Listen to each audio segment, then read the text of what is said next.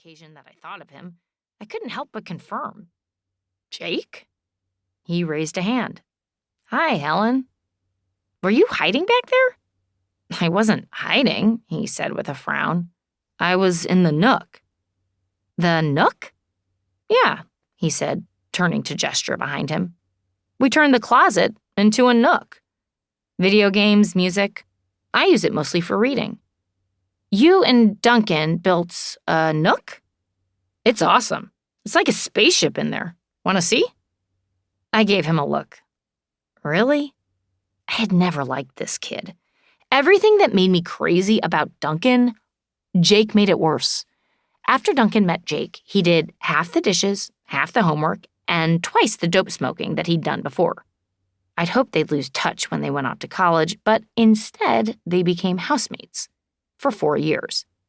Now it was the summer after their senior year, though Duncan hadn't quite graduated, and they were still living like idiots. Apparently, Duncan didn't have time to graduate, but he had time to build a spaceship nook. No, I did not want to see it. Nope.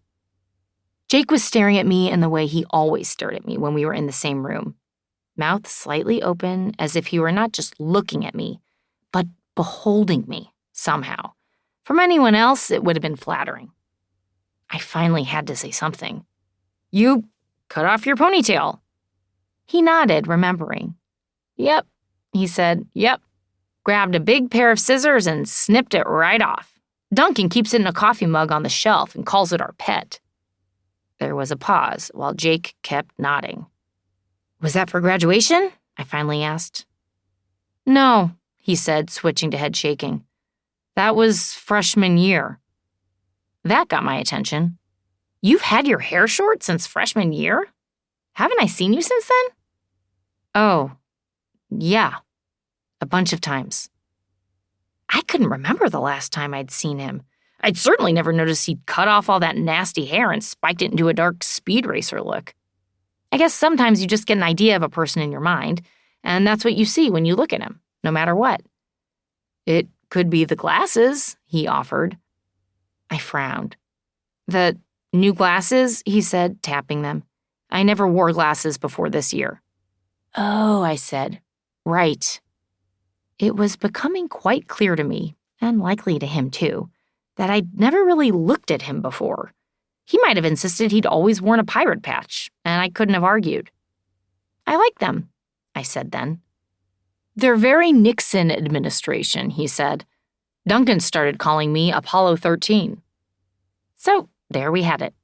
Haircut, hipster glasses, and the mysterious addition of all kinds of muscles.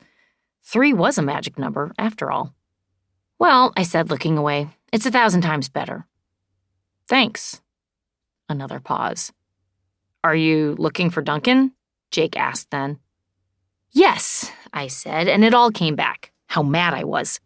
"He's supposed to dog sit for me." "That's a dog in there?" He peered in.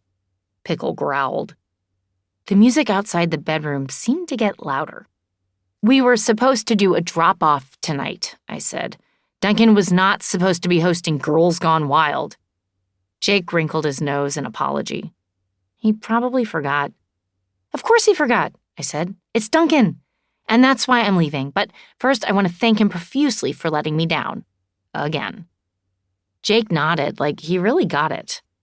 "He's big on the offering, not so big on the actual doing." I shook my head at my own stupidity. I never should have agreed. "It's hard, though," Jake said. "He really means it when he offers. You just have to train yourself to say no. I've got it on a tattoo. Always say no to Duncan." I tilted my head. "Really?" He smiled like I was adorable. "Not really. I'm kidding." I sighed. "Great ponytails, by the way," he added. Pickle started barking then, loudly, over and over. "Do you know where Duncan is?" I asked. He nodded. "He's in my room. That's why I'm here." I shook my head. "Why aren't either of you actually attending your own party?" Jake said, turning his eyes up to the ceiling to think.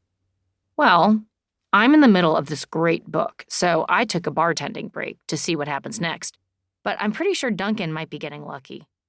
I put my hand over my eyes.